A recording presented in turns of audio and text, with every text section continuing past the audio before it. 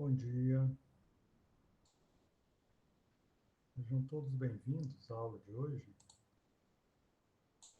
A aula de hoje é uma aula sobre o último capítulo antes da nossa próxima avaliação, que trata de uma outra ou outras escolas que vieram depois da escola dos novos clássicos.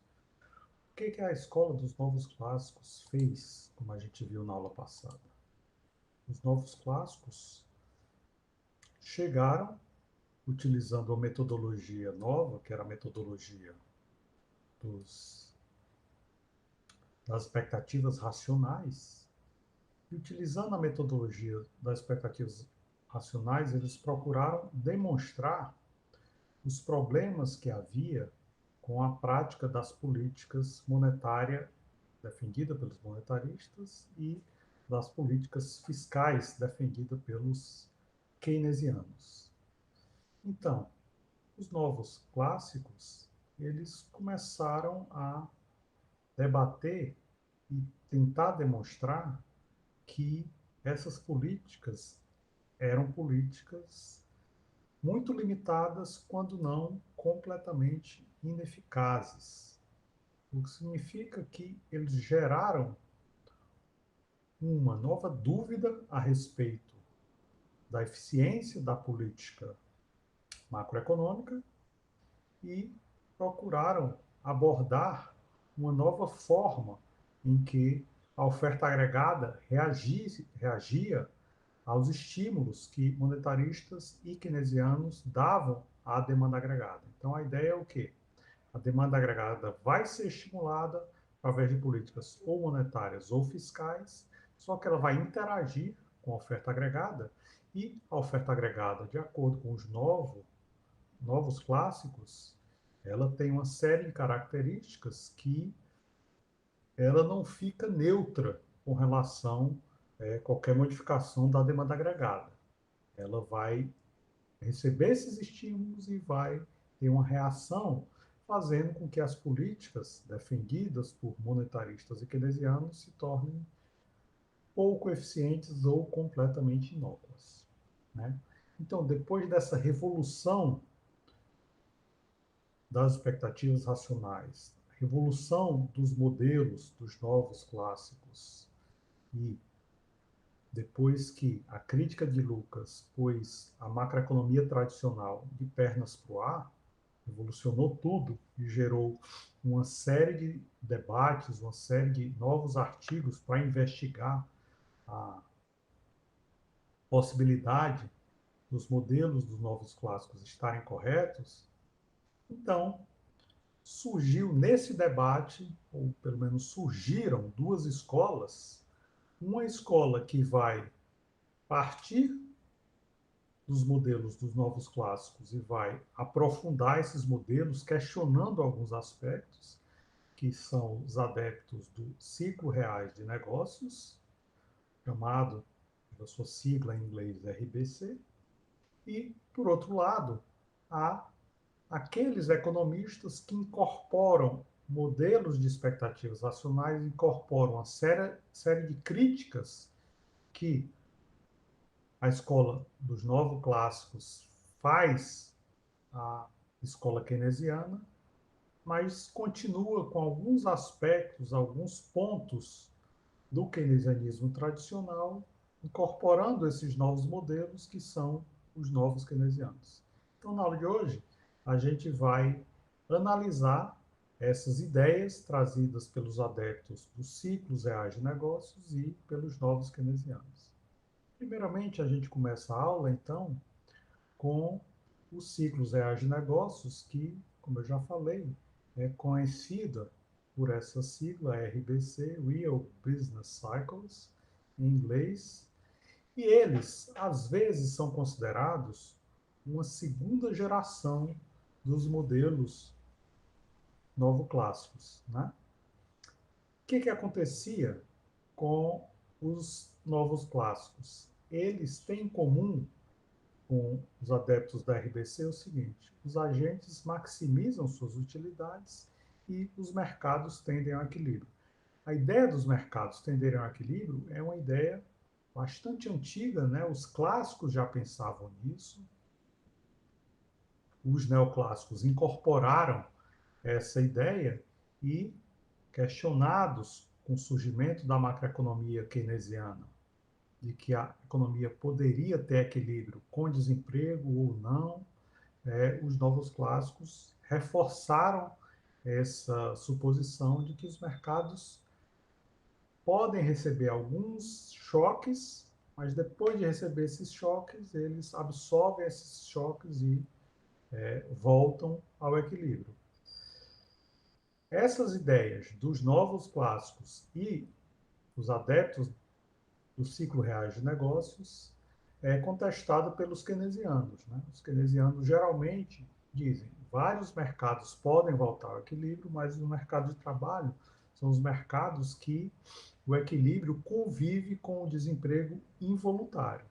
Tanto para os clássicos quanto para os neoclássicos, a ideia de desemprego involuntário é algo que eles acham que esse tipo de desemprego não vai existir. Se houver, vai ser uma coisa muito momentânea, depois que houver um choque, mas depois de algum tempo, os mercados vão tender ao equilíbrio e o desemprego involuntário deixa de existir. Os keynesianos não. Os keynesianos insistem que há desemprego involuntário, mesmo com vários mercados tendendo ao equilíbrio, o mercado de trabalho ele pode ficar fora do equilíbrio por muito tempo com a existência de desemprego involuntário.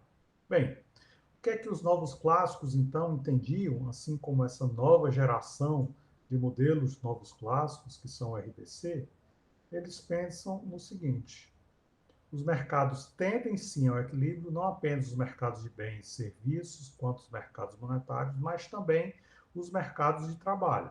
Então, isso significa o quê? Que para os novos clássicos e os adeptos da RBC, todo desemprego é voluntário, certo?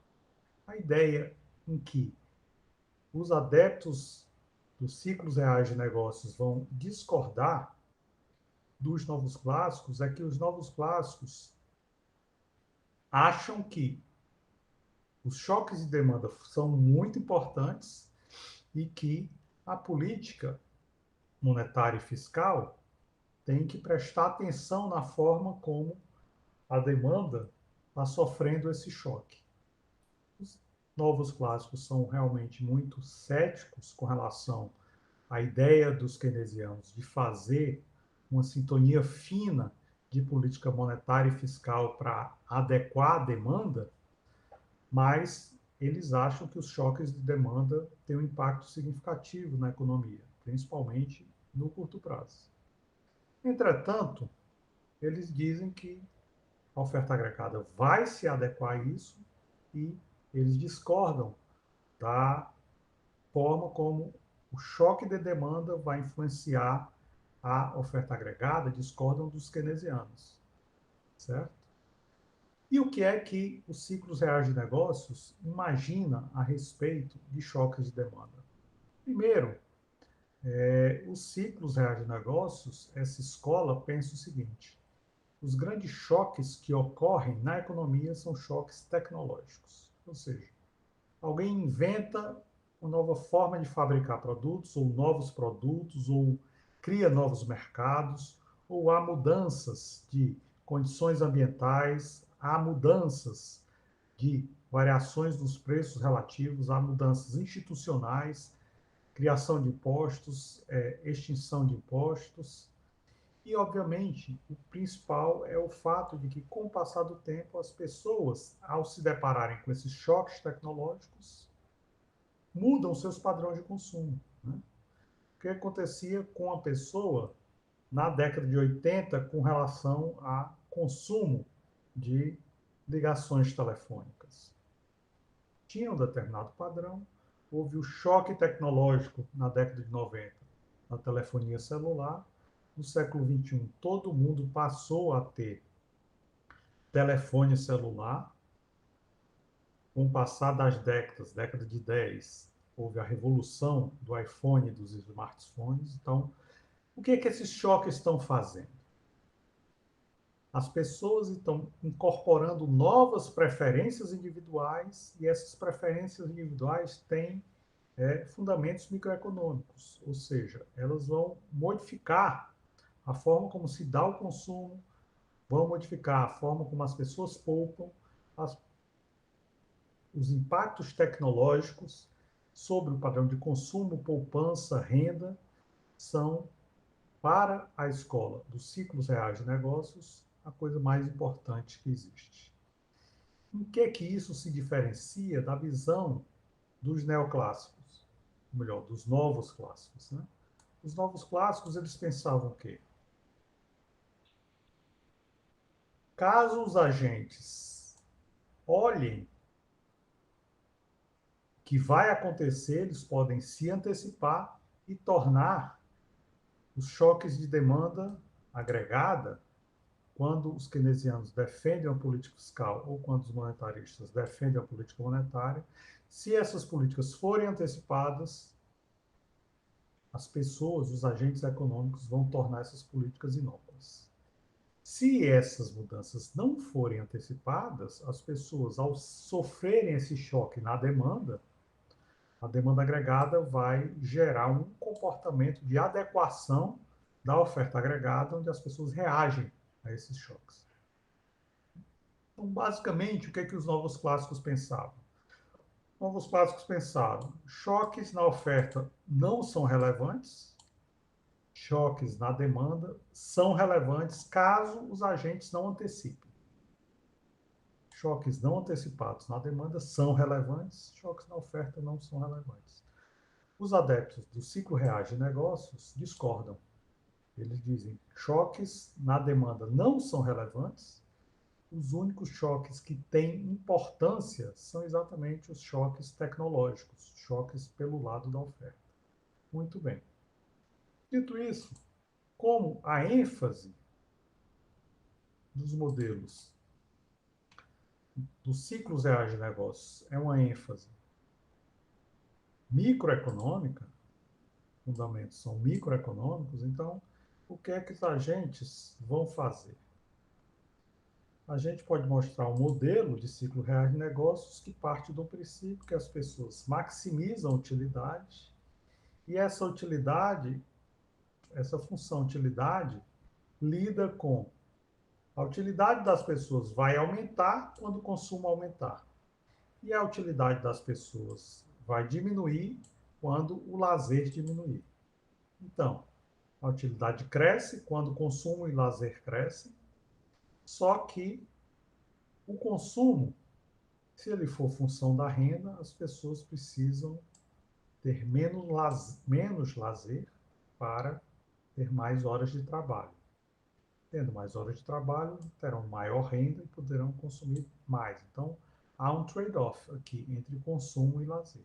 Então, a função utilidade possui consumo, que aumenta o bem-estar, possui lazer, que aumenta o bem-estar, aumenta a utilidade do agente, mas vai haver uma troca entre consumo e lazer, já que as pessoas, para consumir, precisam ter renda, portanto, precisam trabalhar.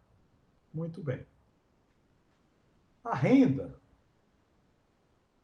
das pessoas, ou o produto da economia, vai depender de um choque de oferta, chamado aqui de Z. Né? Que choque de oferta Z é esse? Depende do ambiente institucional, da estrutura de regulações dessa economia, da tecnologia que existe na economia, então vai depender de uma série de fatores. Então, o produto da economia é função de choques de oferta e função da função de produção de capital e trabalho. Então, basicamente, o que é que acontece? O produto da economia, ou a renda que as pessoas têm, elas podem ser divididas. Uma parte da renda é devotada ao consumo, outra parte da renda é devotada à poupança. Para onde essa poupança vai ser direcionada? A poupança vai para o setor financeiro e o setor financeiro vai usar essa poupança para financiar o capital. Então, o capital, no momento T mais um, vai ser o capital no momento T, uma parcela desse capital sofreu depreciação, outra parcela do capital continua lá, e esse capital vai ser adicionado dos recursos que foram utilizados da poupança para investir em mais capital. Certo? Então, no momento T mais um, o capital vai ser o capital do momento T, tirando a parte da depreciação, mais o novo capital que foi incorporado. Muito bem. As pessoas, portanto, vão ter que tomar uma decisão. Que decisão é essa? A decisão que as pessoas vão tomar é a seguinte: se existe uma quantidade N de pessoas trabalhando, essa quantidade N vai produzir o produto Y0. N0 produz Y0. O que é que acontece se as pessoas escolherem trabalhar mais horas? Se a quantidade de horas de trabalho deixar de ser N e passar a ser N1, ou se a quantidade de emprego da economia subir de N0 para N1, significa que em N1 eu terei o quê? Uma quantidade de produto maior do que N0, certo? Em N1 eu teria um produto maior do que N0. Entretanto, isso aqui não é muito importante para a escola dos ciclos reais de negócios, porque, primeiro, eu tenho uma série de condições de choques, condições tecnológicas, né, que seria um choque de oferta, e tem uma função de produção aqui, KT, a quantidade de estoque de capital no período T e a quantidade de estoque de trabalho no período T. O que é importante para a escola dos ciclos reais de negócios? Eles pensam o seguinte: eu tenho um choque tecnológico que aumenta a produtividade das pessoas. As pessoas agora têm computadores em casa e podem trabalhar em casa. Se as pessoas podem trabalhar pelo computador, elas não vão mais precisar sair de casa para trabalhar, não vão mais perder tempo com deslocamentos de casa para o trabalho. As empresas não vão precisar mais alugar locais físicos para escritórios, todo mundo trabalha de casa. Se houver uma capacidade das pessoas de comprar computadores, inserir software nesses computadores e aumentar a produtividade trabalhando em casa nesses computadores, eu tenho então esse salto. Antes eu tinha Z0T, agora eu tenho Z1T. Quantidade de capital, KT, continua a mesma. Quantidade de trabalho, NT, continua a mesma. Ou seja, estoque de capital e trabalho são as mesmas. Agora, o computador que antes eu tinha em casa e passava boa parte do dia sem ser utilizado, porque eu estava no trabalho, trabalhando no computador do trabalho, o que é que está acontecendo? Agora eu estou trabalhando com o computador que tem na minha casa 10 horas por dia. Isso porque eu tive uma capacidade de instalar neles softwares novos que eu aumentei minha produtividade.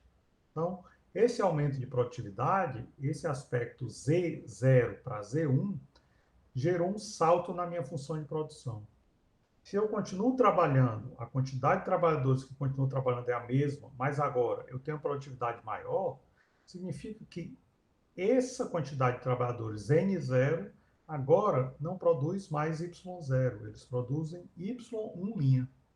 Por quê? Porque a função de produção deu um salto pelo aumento da produtividade e a mesma quantidade de trabalho gera muito mais produto.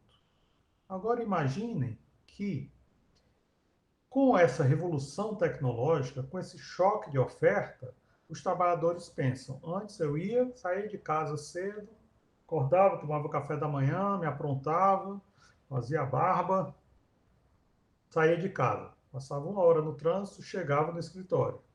Aí no escritório eu trabalhava 8 horas, voltava para casa com um trânsito terrível, chegava em casa bem cansado, depois de 8 horas de trabalho. Se esse choque tecnológico faz com que eu indo trabalhar essas mesmas 8 horas, eu tenha uma produtividade maior, só que agora eu estou trabalhando em casa. Eu não preciso mais fazer todo aquele processo extremamente cansativo e estressante de passar 1 hora indo no trânsito, outra hora voltando. Eu trabalhava 8 horas, mas perdia 2 horas adicionais com trânsito. Agora eu posso pegar essas 2 horas adicionais e trabalhar mais. Ou a empresa pode contratar mais trabalhadores, aumentando de N0 para N1. Ou eu trabalho horas adicionais, aumentando de N0 para N1, ou a gente pode alternativamente imaginar que aqui a quantidade de trabalhadores que a empresa passou a contratar, porque agora ela não precisa mais gastar tanto dinheiro com máquinas e equipamentos no escritório. As pessoas estão trabalhando dos seus próprios computadores em casa. Então, o que acontece? N1, se as pessoas trabalhassem 10 horas antigamente, teriam uma produção acima de Y0, mas se passam a trabalhar 10 horas com as novas condições de trabalho, a produção vai para Y1. Ou seja, esse salto tecnológico vai ampliar ainda mais a produção de Y' para Y1 quando as pessoas passam a dedicar mais horas ao trabalho. Ou seja, se aqui de Y0 para Y1' já tinha um salto na produção, se as pessoas, além disso, deixarem de trabalhar a quantidade de horas, 8 horas por dia, para trabalhar 10 horas, ou a empresa contratar mais trabalhadores para empregar N1 trabalhadores, então o produto vai subir ainda mais para Y1. Ou seja, o que foi que aconteceu? Primeiro, a produtividade fez com que o produto aumentasse. Segundo, depois do produto aumentar, as pessoas pensam: a minha produtividade aumentou, o meu salário aumentou. Eu posso elevar ainda mais a minha renda se, desculpa, se eu dedicar mais horas ao trabalho. Então, o que é que está acontecendo? O que está acontecendo é que as pessoas estão fazendo uma escolha de se dedicar mais ao trabalho e ter menos lazer. Com isso, o produto se eleva ainda mais. Não se eleva só de Y0 para Y1, linha, se eleva de Y1' para Y1. Então, o que acontece? Eventualmente, nesse período, no período T, pessoas estão usando um capital com mais poupança no período T mais um, as pessoas podem usar mais capital, descontando a depreciação que houve do capital no período T, certo? A ideia básica dos modelos de RBC, ou seja, de ciclo real de negócios, é basicamente o seguinte: as pessoas respondem a incentivos. O que é que significa que as pessoas respondam a incentivos? Significa que as pessoas não têm um tipo de comportamento estático.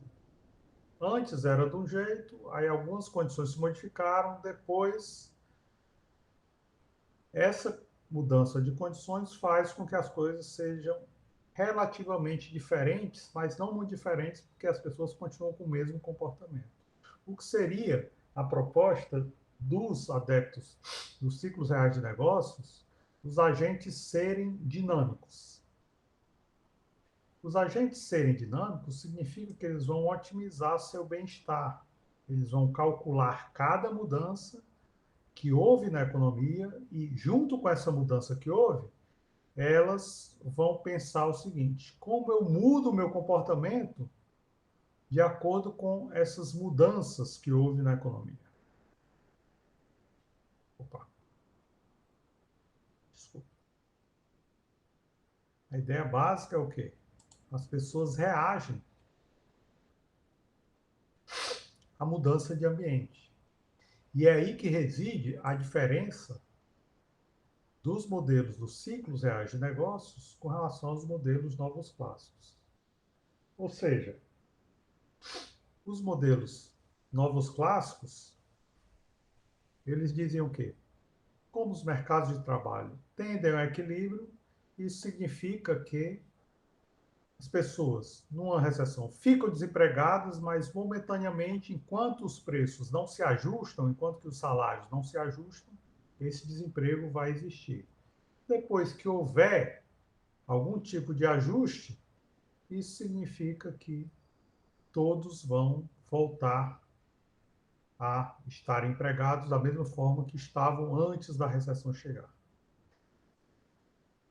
Os modelos de ciclos reais de negócios discordam dos novos clássicos, dizendo o seguinte: as pessoas se adaptam.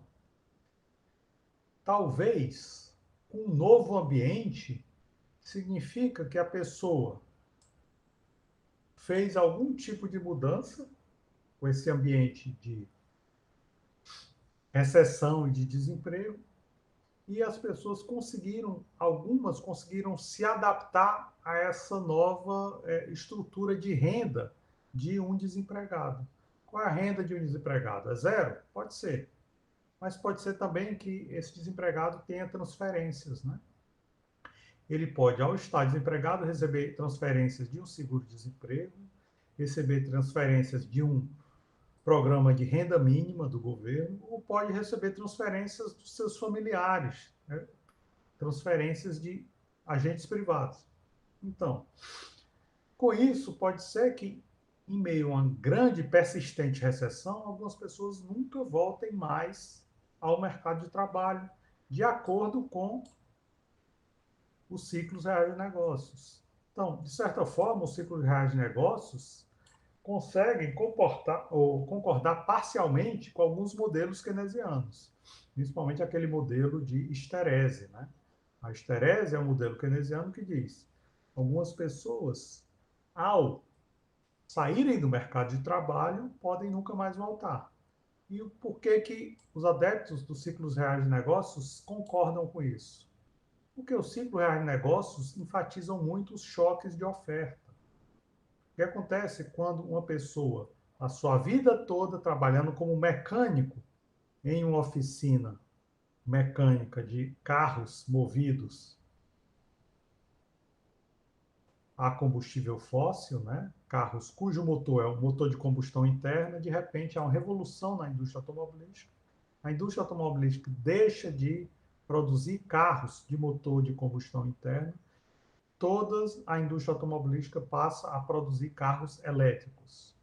A pessoa que passou a vida toda entendendo, estudando, tentando descobrir como funciona o motor de combustão interna, pode ser um trabalhador extremamente competente e capaz nesse setor, mas pode ser incapaz de se adaptar a um sistema onde o motor dos carros passa a ser motor elétrico. Então, qual é a grande ênfase da escola dos ciclos reais de negócios? Choque de oferta. Ou seja, houve um choque de oferta aí, a indústria automobilística se modificou, deixou de fabricar automóveis baseados em motor em combustão interna e passou a fabricar automóveis com motores elétricos. Então, pode ser que essa pessoa perca o emprego e nunca mais volte a ter um emprego de consertar motores de combustão interna.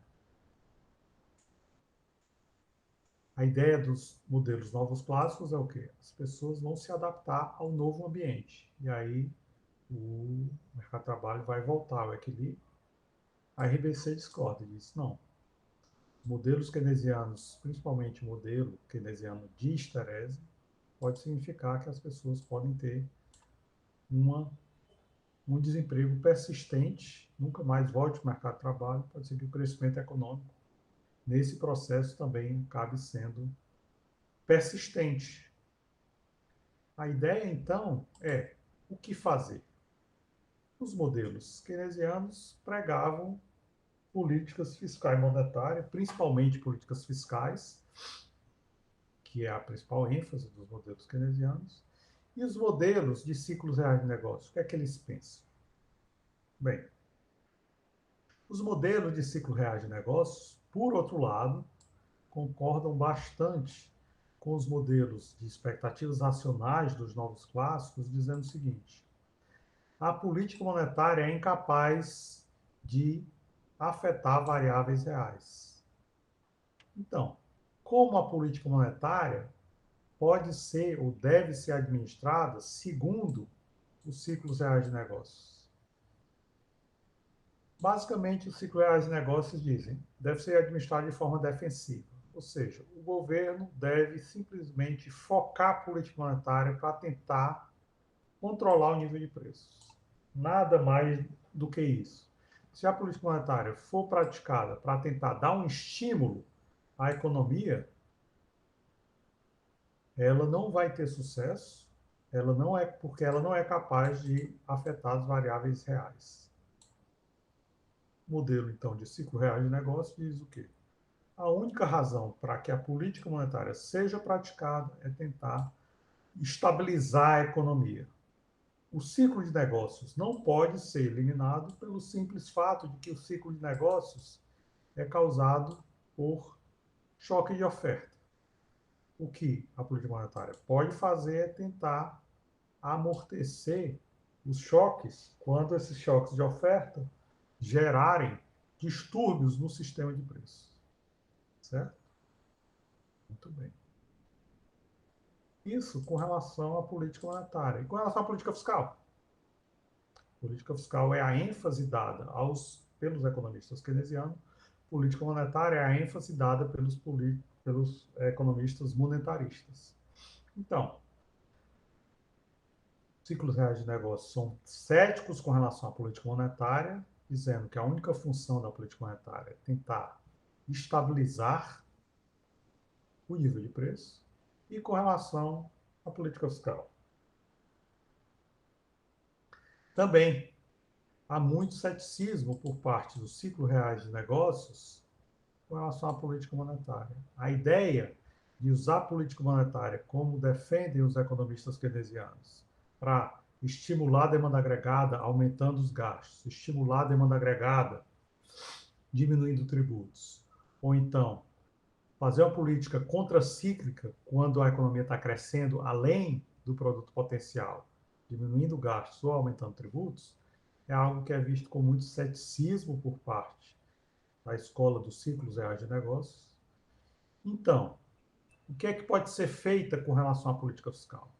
Ciclos reais de negócios pensam o seguinte: política fiscal, aumento de gastos, aumento de tributos,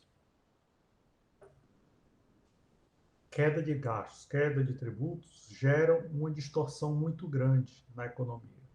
Distorcem o nível de preço, distorcem os preços relativos, por quê? Às vezes uma empresa pensa no negócio, pensa em instalar uma empresa, uma fábrica em determinada localidade, aí numa localidade vizinha, um prefeito, um governador resolve dar isenção de impostos. O que acontece? A empresa faz um cálculo econômico e descobre: se os impostos forem zero ali do lado, eu não vou instalar minha fábrica aqui, nessa região onde eu pensava, vou instalar em outro lugar. Ou seja, a política fiscal distorceu a alocação de recursos. O que acontece se uma empresa pensa, não é economicamente viável determinado negócio que eu queria fazer, aí de repente o governo dá uma série de subsídios. O negócio passa a se tornar viável. Só que no momento que esses subsídios forem retirados em algum momento no futuro, o negócio volta a ser inviável. Então, o que acontece? Os ciclos reais de negócios veem no sistema de tributação uma capacidade enorme de distorcer a alocação de recursos.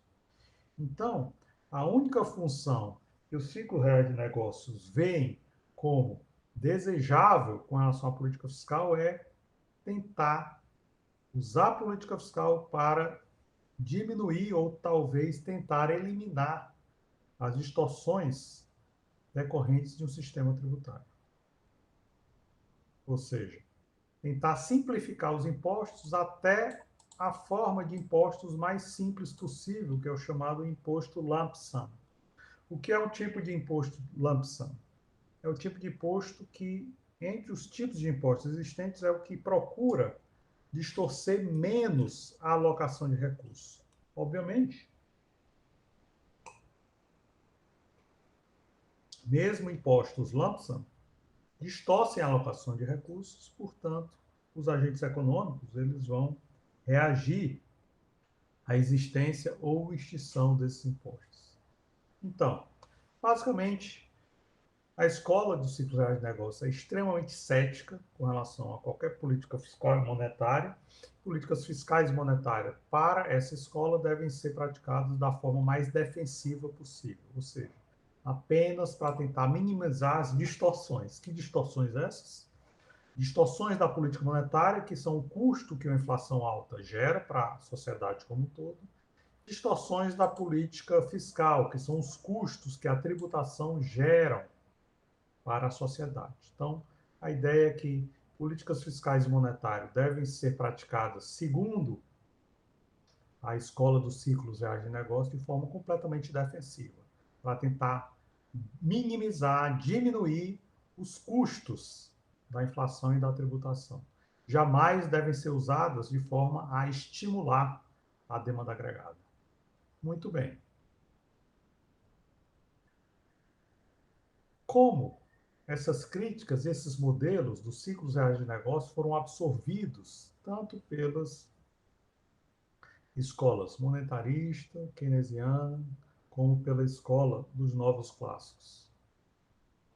Primeiro, essas três escolas enfatizavam bastante a demanda agregada. Elas queriam olhar a economia pela ótica da demanda agregada. Então, elas viam a ênfase dos ciclos reais de negócios na oferta agregada, ou seja, nos choques de oferta, como dando uma importância excessiva a choques de oferta e minimizando demais os choques de demanda. Então, a escola dos ciclos reais de negócios sofreu uma crítica severa das outras escolas exatamente por essa importância.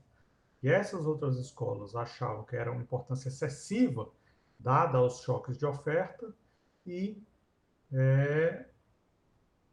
uma negligência, digamos assim, que os choques de demanda poderiam trazer para a economia. Ou seja, ênfase demais em choque de oferta, nenhuma ênfase em choques de demanda, já que os ciclos reais de negócio consideram que choques de demanda não importam. Né? Outra coisa que também havia, principalmente dos modelos keynesianos, e agora a gente vai começar a falar dessa nova escola nova keynesiana, era que havia uma crítica muito grande dessa escola, a visão dos ciclos reais de negócios com relação à possibilidade das pessoas de praticarem mudanças voluntárias no mercado de trabalho. Ou seja, eu sou um profissional, estou trabalhando há anos numa empresa, quero sair dessa empresa e ir para outra empresa. E fazer isso é fácil, tem poucos custos. Ou seja, os modelos de ciclo real de negócio consideram que essa troca são trocas voluntárias que ocorrem no emprego e o mercado de trabalho acaba se ajustando. Entretanto, as outras escolas criticam bastante isso. Né? Outras escolas começam a achar que essa troca, determinado profissional cansou de ser economista e aí ele quer ser médico. É fácil essa troca? Essa troca exige um custo muito grande. Primeiro, entrar na faculdade de medicina, passar 6 anos estudando, só para se formar na graduação, depois fazer uma série de especializações. É necessário pelo menos uns 10 anos para começar a trabalhar como médico. Então, é um processo muito demorado que existe custos altíssimos.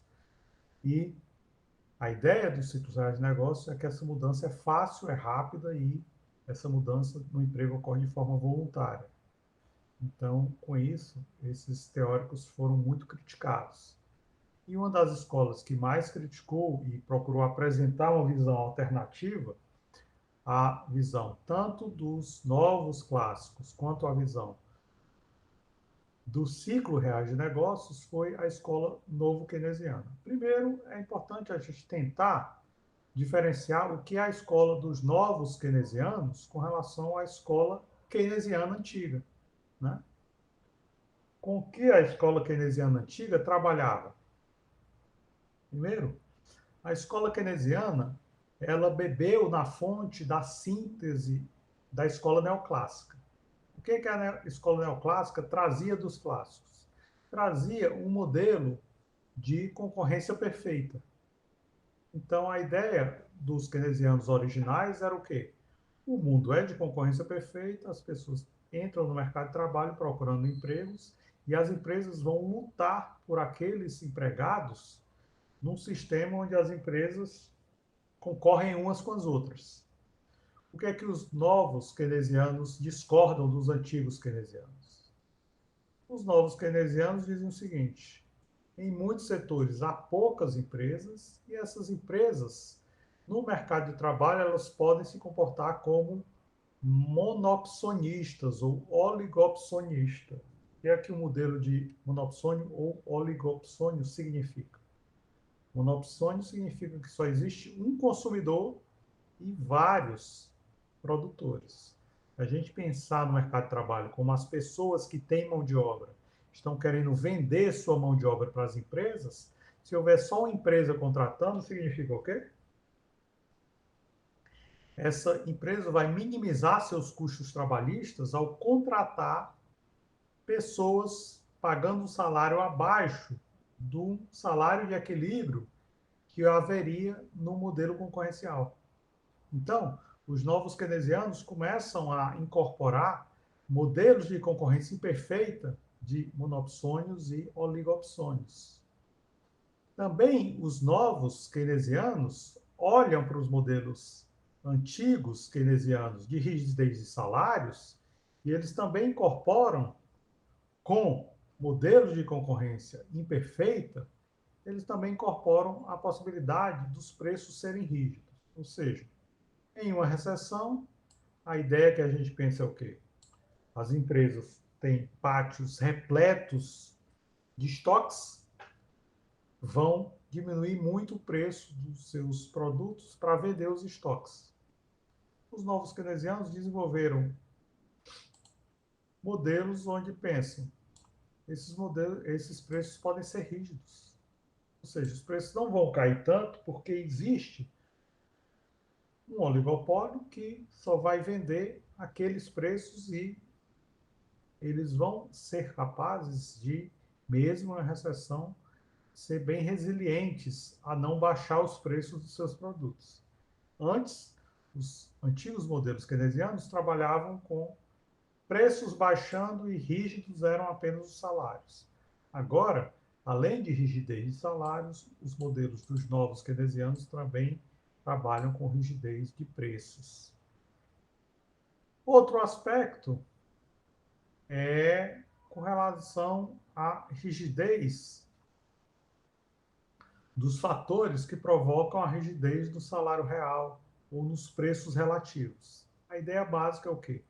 O que acontece quando a gente está numa economia onde algumas empresas participam de mercados com concorrência imperfeita, enquanto que outras empresas participam de mercados com concorrência perfeita. Havendo uma recessão, as empresas que participam de mercados de concorrência perfeita vão ser empresas que vão ter que diminuir seus preços para conseguir se desfazer de seus estoques. As empresas que estão em concorrência imperfeita, oligopólios ou monopólios, podem manter seus preços. Isso significa o quê? Isso significa que os preços relativos vão se modificar. Né? Os preços relativos vão se modificar. As empresas de concorrência perfeita vão baixar os preços, as empresas de concorrência imperfeita não vão baixar os preços. Então, os preços de empresas em concorrência imperfeita com relação à concorrência perfeita vão se valorizar. Mesma coisa pode ocorrer no sistema com relação ao salário. Né? Trabalhadores de sindicatos fortes vão ter uma capacidade de reivindicar salários mais altos do que trabalhadores não sindicalizados ou de sindicatos muito fracos. Né? Então, vai haver uma diferença. Trabalhadores de sindicatos fortes podem até ser capazes de influenciar as leis, limitando a entrada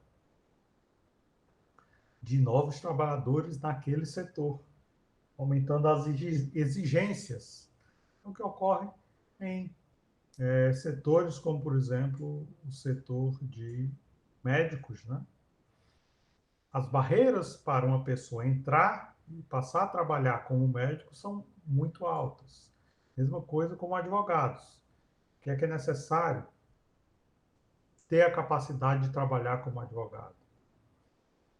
Necessário fazer um curso de 4 ou 5 anos na faculdade de Direito, depois fazer a prova da OAB, depois pagar todos os anos a anuidade da OAB, senão não terá o direito legal de advogar. Então, a ideia é sindicatos fortes são capazes de impor determinadas leis para valorizar seus trabalhadores, enquanto sindicatos fracos ou trabalhadores que não são sindicalizados não acabam tendo a capacidade de ter também essa rigidez de salários.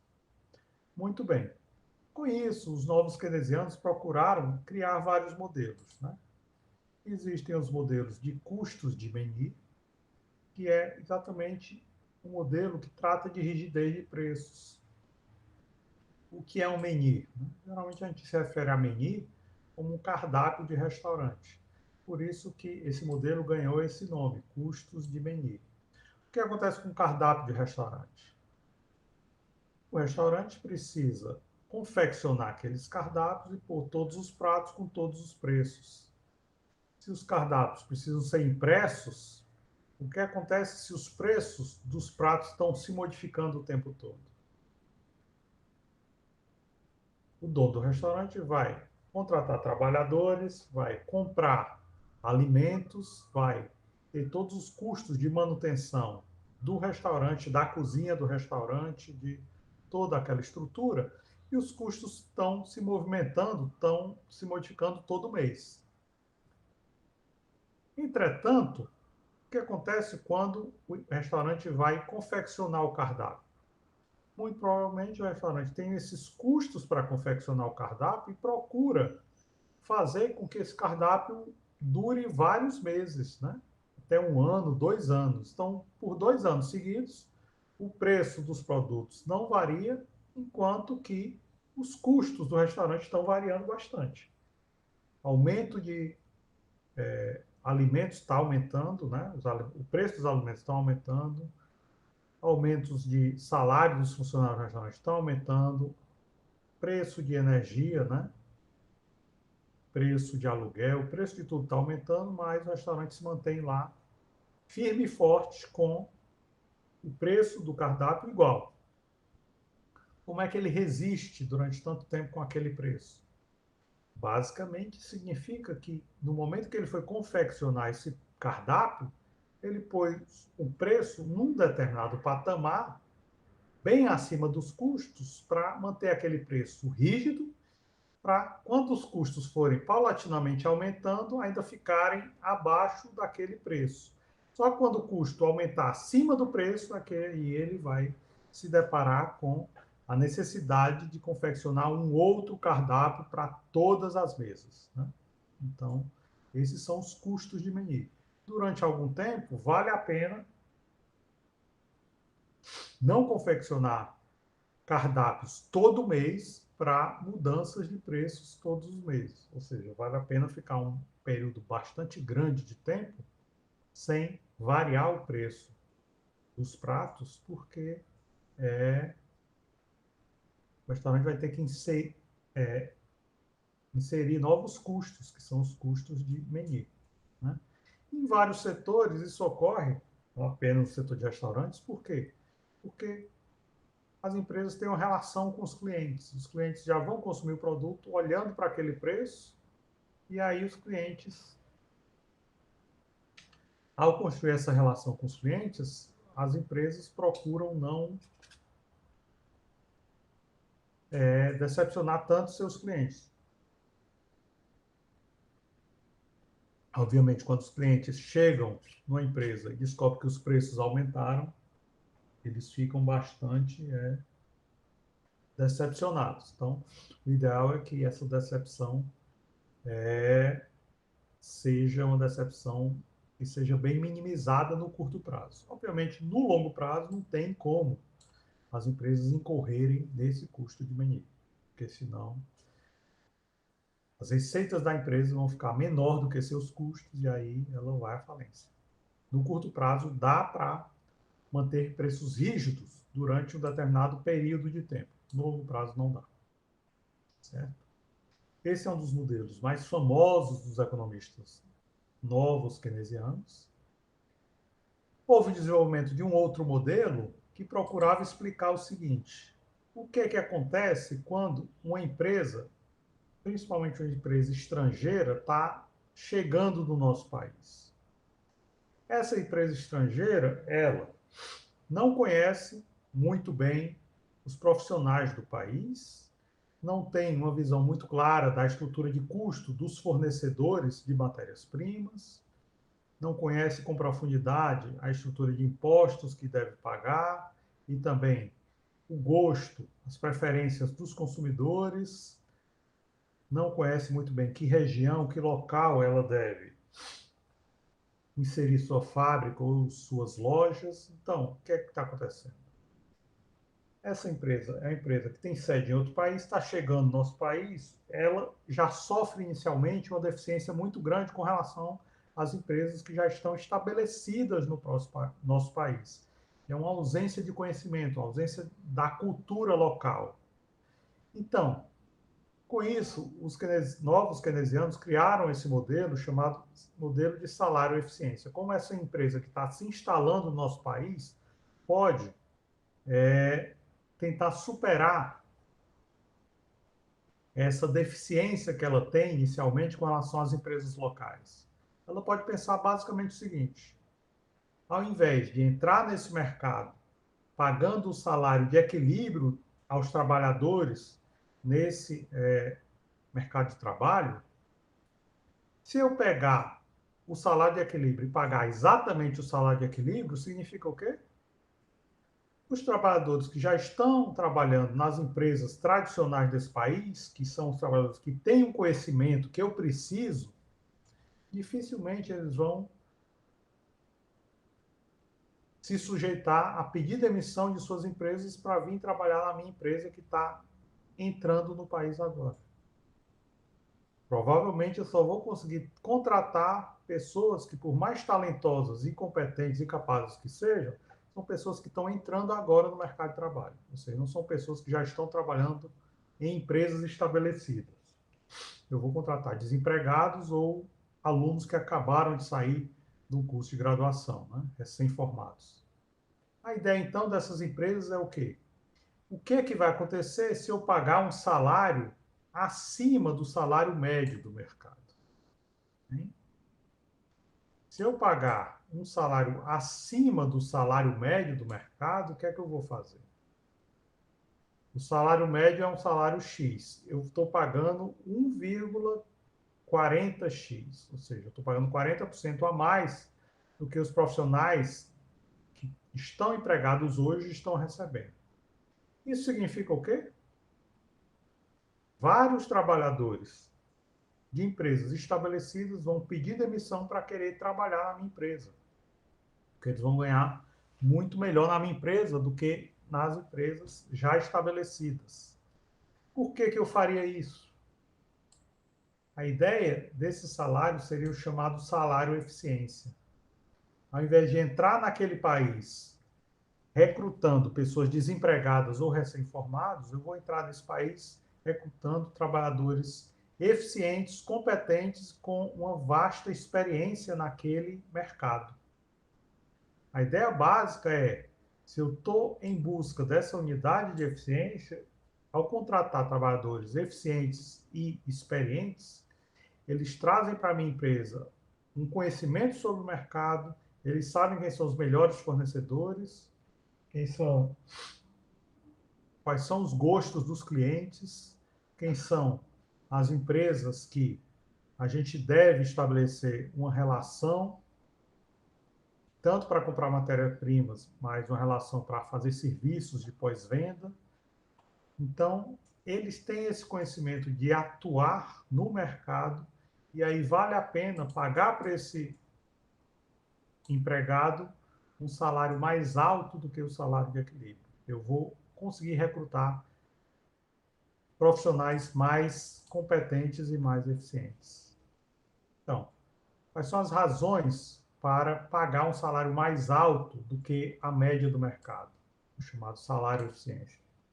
Primeiro, minimizar a negligência.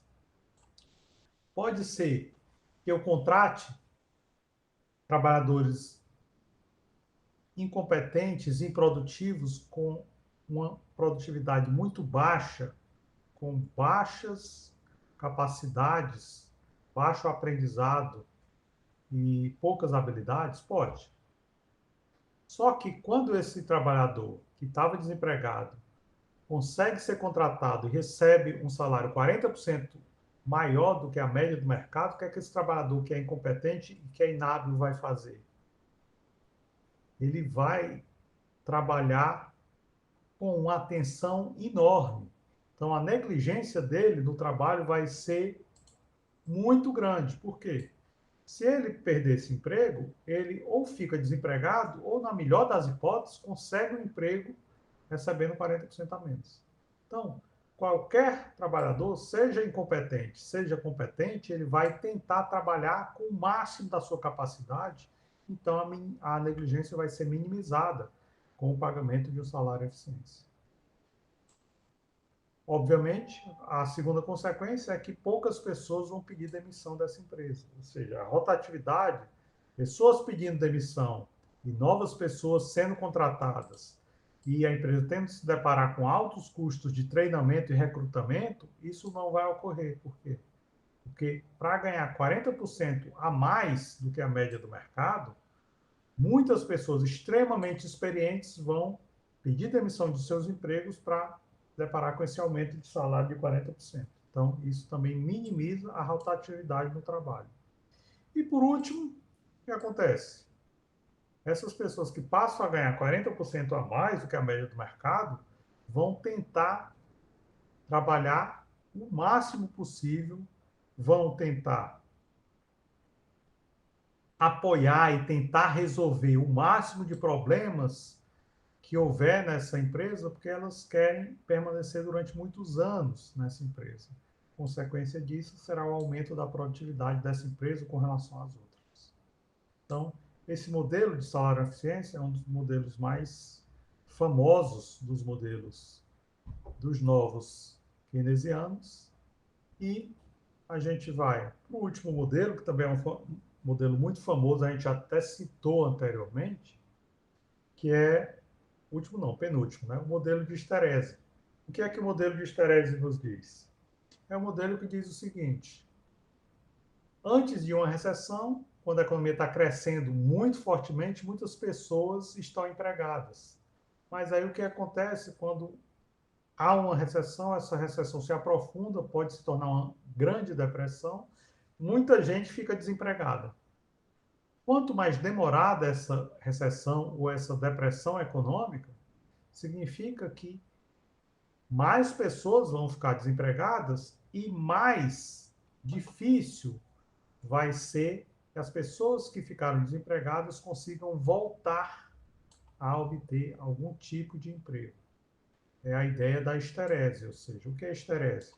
É aquele fenômeno físico de você achatar uma mola, pressiona, despressiona, pressiona, despressiona. A mola fica sempre empurrando. Mas se você põe um peso absurdamente grande em cima dessa mola, eu ponho 1 quilo e a mola fica despressionando, pressionando, pressionando. Mas se eu puser 1 tonelada e essa tonelada em cima da mola ficar durante muito tempo, quando eu tirar 1 tonelada de cima da mola, ela vai estar quebrada. Ela não vai mais mostrar aquela flexibilidade. Isso é que é esterese, né? É a perda da flexibilidade de uma mola. Se no mercado de trabalho a gente pode esperar a taxa de desemprego atuar como se fosse uma mola, pressionando e despressionando, se o desemprego for demorado demais, isso pode equivaler a eu pôr um peso grande numa mola, ou seja, quando eu tirar a recessão, quando a economia voltar a crescer muito fortemente, aquelas pessoas que ficaram desempregadas durante muito tempo nunca mais voltam ao mercado de trabalho. Quem são essas pessoas que vão entrar no mercado de trabalho? São jovens, né, que se formaram durante a recessão e vão entrar no mercado de trabalho depois que acabar a recessão, ou estrangeiros que vieram para esse país procurando um emprego porque a economia está crescendo muito. Mas as pessoas que ficaram desempregadas não conseguem mais voltar para o mercado de trabalho porque perderam habilidades, perderam capacidades e aí nunca mais voltam para o mercado de trabalho. Então pode ser que a taxa de desemprego fique permanentemente muito mais alta do que era no passado. E o último modelo, que é o modelo do incluído e excluído. A gente já falou um pouco dele por aqui, só que a gente não deu esse nome. O que é o modelo incluído e excluído? É exatamente esses modelos de mercados de trabalho onde há sindicatos muito fortes e esses sindicatos, essas associações de trabalhadores, conseguem impor leis que os privilegiem. Eu já citei, né, médicos, advogados,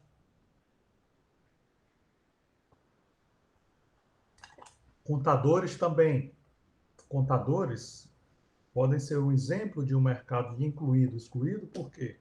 Porque legalmente existe uma lei dizendo que toda empresa é obrigada a publicar seu balanço e todo balanço contábil de uma empresa precisa necessariamente ser assinado por um contador formado, né? Ou seja, uma pessoa que tenha estudado economia, administração, contabilidade, informalmente, essa pessoa não pode assinar uma declaração contábil oficial de uma empresa. Só podem ser assinados por contadores. Mesma coisa, passar uma receita médica. Só os médicos podem fazer isso. Ou mesma coisa, defender uma pessoa num tribunal. Só os advogados podem fazer isso. Então, a ideia básica é que há determinados setores do mercado de trabalho onde os sindicatos são muito fortes, eles conseguem escrever leis onde só quem está dentro, só os incluídos, é que podem participar daquele mercado e as pessoas que estão fora, elas não podem entrar. Ou seja, os custos para um excluído entrar nesse mercado e ser contratado são altos demais, né? São muito altos. Ou seja, geralmente incluem o quê? Fazer uma faculdade durante anos, né? Depois de fazer a faculdade, se associar a um sindicato, fazendo provas ou não, né? E aí pagar também uma anuidade para permanecer associado, permanecer sendo incluído nesse grupo. E quem são os excluídos? Todos os demais, não apenas trabalhadores desempregados, como trabalhadores que não fazem parte dessa profissão, né? Estão empregados em outras profissões, mas não fazem parte dessa profissão. Significa que esse modelo incluído-excluído, ele pode ser ampliado para a gente entender melhor o mercado de trabalho como um todo. Ou seja, como é que a gente vê ou pensa no mercado de trabalho como um todo? Basicamente, a gente vê no estabelecimento de um salário mínimo, ou para um setor específico, ou um salário mínimo geral da economia, que seja um salário acima do salário de equilíbrio. O que acontece quando a gente tem um salário de equilíbrio e o salário mínimo é maior do que isso? Significa que ninguém pode pagar o salário de equilíbrio. O que acontece com o preço, que é estabelecido como um preço mínimo, e esse preço mínimo é acima do preço de equilíbrio? Significa que muita gente vai desejar receber esse salário, mas poucas empresas vão desejar pagar esse salário. Então, se o salário mínimo é estabelecido acima do salário que equilibra o mercado de trabalho, que salário é esse que equilibra o mercado de trabalho? É aquele salário onde todas as empresas que desejem contratar um trabalhador conseguem encontrar trabalhadores e todos os trabalhadores que desejem trabalhar conseguem encontrar uma vaga para trabalho. Esse salário é o salário de equilíbrio. Se o salário mínimo for maior, isso significa o quê? Haverá empresas desejando contratar trabalhadores, mas quando encontram trabalhadores, esses trabalhadores têm uma produtividade baixa e elas não podem pagar de acordo com essa produtividade, tem que pagar um salário mais alto do que a produtividade desses trabalhadores. E há trabalhadores com produtividade baixa que desejam trabalhar, mas quando vão encontrar uma vaga de trabalho, eles não têm a produtividade suficientemente alta para receber aquele salário. Então, isso resulta em desemprego. Desemprego, então, vai ser resultado do fator que é o estabelecimento de um salário mínimo ou um piso salarial de um setor que seja acima do salário que equilibra oferta de trabalho com demanda por trabalho. E o segundo fator, de acordo com os novos keynesianos, é um aumento de demissões em função de mudanças repentinas na demanda agregada, principalmente uma recessão, né? Ou seja, há uma recessão, essa recessão vai fazer com que a demanda por mão de obra caia repentinamente, mas o salário é fixado num salário mínimo antes da recessão e esse salário mínimo não cai. Isso significa o quê? Os preços caindo e o salário mínimo mantendo-se igual, significa um aumento do salário real. Como o salário real está subindo, como é que as empresas vão ajustar sua estrutura de custos? Primeiro, elas vão devolver máquinas e equipamentos ou vão pagar menos pelo aluguel de máquinas e equipamentos, diminuindo a sua estrutura de custos com relação a capital. Mas para diminuir sua estrutura de custos com relação a trabalho, o que é que elas têm que fazer? Ou demite empregados ou diminui o salário dos empregados existentes. Como a lei quase sempre impede a diminuição dos salários nominais dos empregados existentes, então o que acontece? As empresas demitem. Ao demitir, as empresas vão tornar os antigos incluídos em novos excluídos. Junto com o modelo de esterese, pode ser que esses novos excluídos passem muito tempo desempregados, né? Então, esses dois modelos, incluído e excluído, e modelo de esterese, são modelos que também são usados pelos novos keynesianos para explicar a falta de equilíbrio no mercado de trabalho, que sempre foi um fator enfatizado pelos economistas keynesianos tradicionais, né? Os novos keynesianos incluem esses dois modelos, modelo de esterese e modelo incluído-excluído, para tentar explicar o fato de que o mercado de trabalho pode passar muito tempo sem conseguir se equilibrar. Ou seja, muito tempo o mercado de trabalho com desemprego muito alto. E aí, com esses modelos novos keynesianos, a gente encerra a segunda parte do nosso curso. A gente vai agora passar a fazer as nossas listas de exercícios para preparar todos vocês para a nossa segunda avaliação parcial. Ok? Bem, é isso. Essa foi a aula de hoje. A gente fica por aqui e nos vemos ao longo da semana na nossa aula síncrona. Até lá, tudo de bom. Muito obrigado. Boa semana.